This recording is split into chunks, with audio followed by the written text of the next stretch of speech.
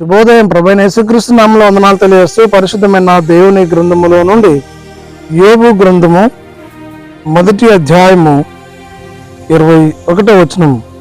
నేను నా తల్లి గర్భంలో నుండి దిగంబరినై వచ్చితిని, దిగంబరినై అక్కడికి తిరిగి వెళ్ళుదును. యెహోవా ఇచ్చెను, యెహోవా తీసుకుని పోయెను, యెహోవా నామమునకు స్తుతి కలుగును కాక. ప్రార్థన చేసుకుందాం. పరిశుద్ధుడా, ప్రేమ కలిగిన తండ్రి, వందనాలు స్తోత్రాలు చెల్లిస్తూ వాక్యము ధ్యానించే ధన్యత మీరు మాకు అనుగ్రహించిన స్తోత్రాలు. ఆన్లైన్లో వీక్షిస్తున్న వారిని దీవించి ఆశీర్వదించమని యేసుక్రీస్తు ప్రశస్తమైన నామంలో ప్రార్థించి అడిగి వేడుకొంచున్నాము తండ్రి, ఆమేన్.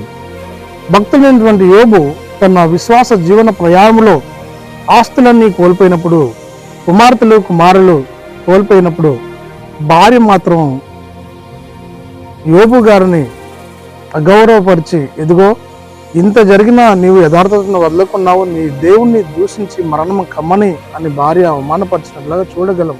అయినను అతను విశ్వాసమందు స్థిరుడై యథార్థ హృదయముతో ప్రభువును అంగీకరించి సత్య ప్రవర్తనందు ముందుకు సాగుతూ అన్నీ కోల్పోయినప్పుడు కూడా ప్రభువునందు భక్తి కలిగి యథార్థత కలిగి ఈ వాక్యాన్ని తాను దేవునికి ప్రార్థన చేస్తూ తెలియజేస్తూ ఉన్నాడు. ఏమనగా, యెహోవా ఇచ్చెను, యెహోవా తీసుకొని పోయెను.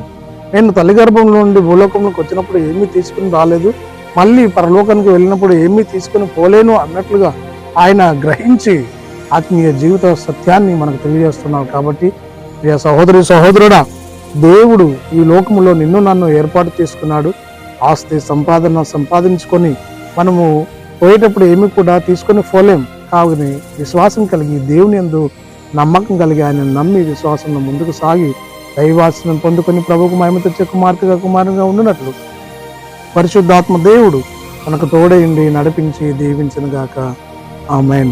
ప్రార్థన చేద్దాం. పరిశుద్ధుడా, ప్రేమ కలిగిన తండ్రి, వందనాలు స్తోత్రాలు చెల్లిస్తూ వాక్యం ధానించే ధన్యతకి మహిమ ఘనత ప్రభావం ఆరోపణ యేసయ్య నామంలో ప్రార్థించి అడిగి వేడుకొంచున్నాము తండ్రి, ఆమేన్. తండ్రి, కుమార పరిశుద్ధాత్మ త్రియేక దేవుడు సదాకాలం తోడైండి దీవించి ఆశీర్వదించను గాక. ఆమేన్.